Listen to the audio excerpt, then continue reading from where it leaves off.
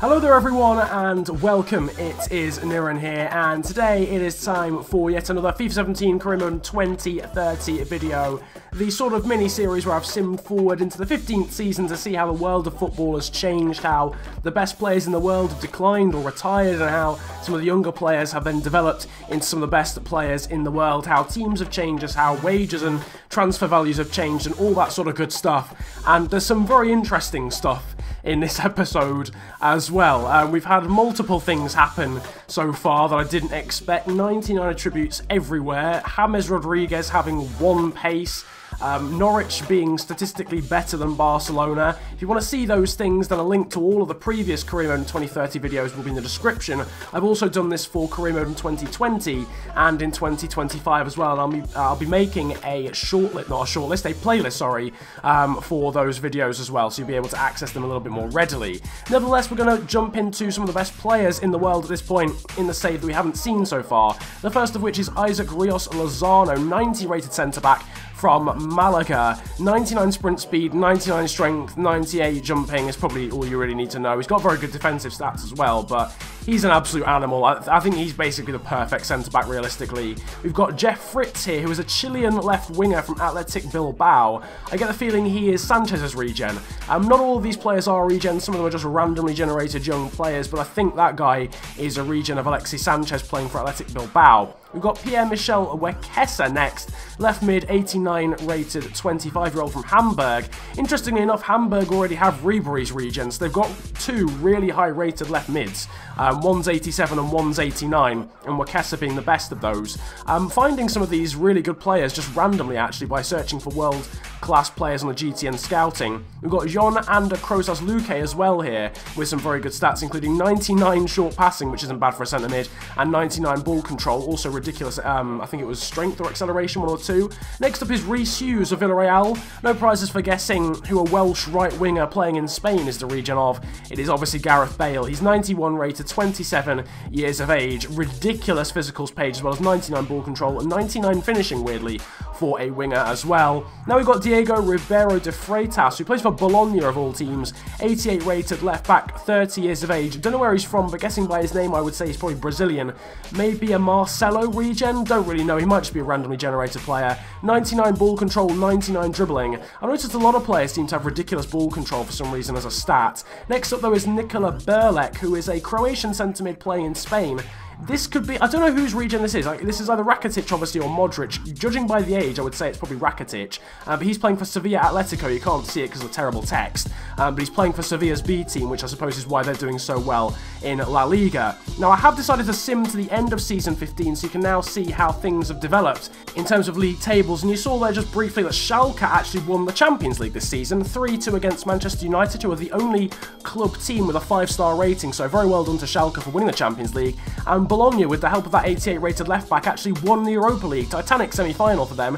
They were against Watford, of all teams making it into the semis of the Europa League, and it was a 5-5 tie. Looking at the Premier League, Manchester United did win the league domestically, but only by 1 point over their city rivals, Manchester City, obviously. Liverpool in third. Norwich, again, doing a really good job in fourth from Sunderland and Watford. Relegated were Newcastle and two other teams that I didn't see, but obviously you guys can see it on the screen. And if you want to check it out in more depth, then obviously you can pause the video. West Brom were promoted from the Championship along with Southampton. West Brom actually getting way over 100 points and scoring over 100 goals too. Bristol City making it into the playoffs, and the likes of Coventry getting relegated. Looking at League One, it was the two Sheffield clubs getting promoted automatically. United and Wednesday both getting above 100 points, with Peterborough, Preston, Rotherham and Burton left to fight it out in the playoffs. Then in terms of League Two, it was Chesterfield, Northampton and Scunthorpe United getting promoted automatically, with the rest then going into the playoffs. Now, once again, France appears to be the most interesting of the league so far. Once again, Lyon underachieving massively with the good squad they've got. I don't know whether they've not got a recognised goalkeeper, maybe that's the reason why.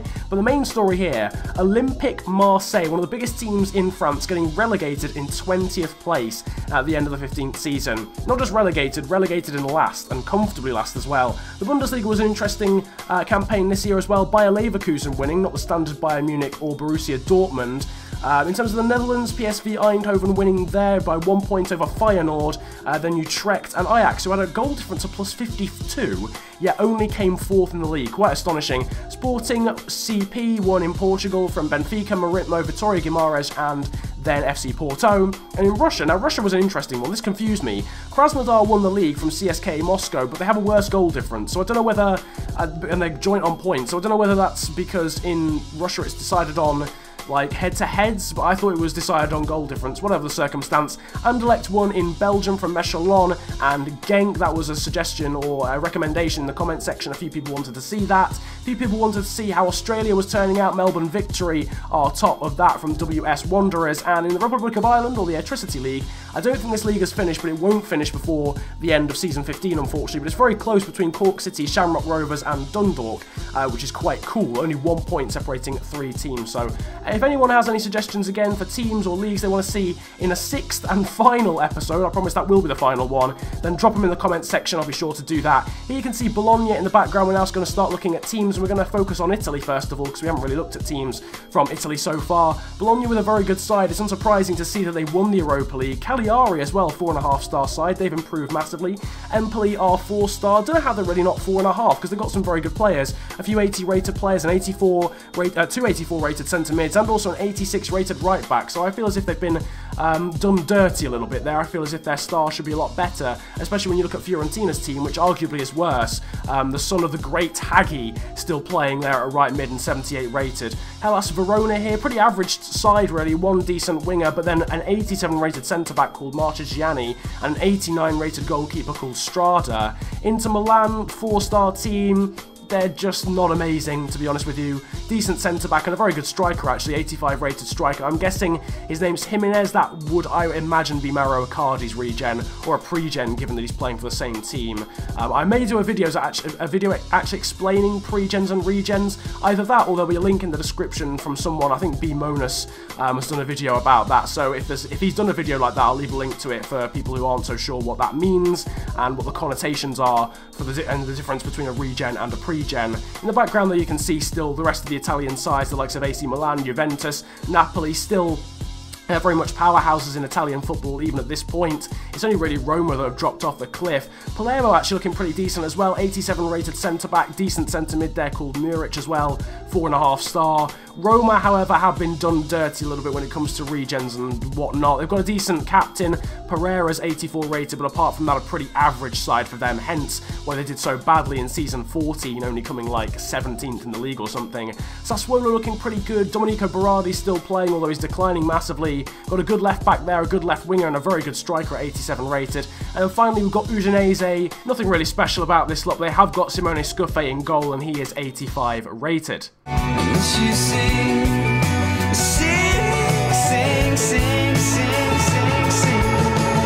Forgive me for thinking it's slightly strange that there are 7 players with their same surname playing for the Indian national team, but in my opinion it is slightly strange. The whole back four is called Singh. I mean, you just couldn't write stuff like this, could you, realistically? Clearly, India don't have a very large pool of surnames for regens and whatnot to be created, or there's not a very wide pool of surnames for Indian regens, clearly.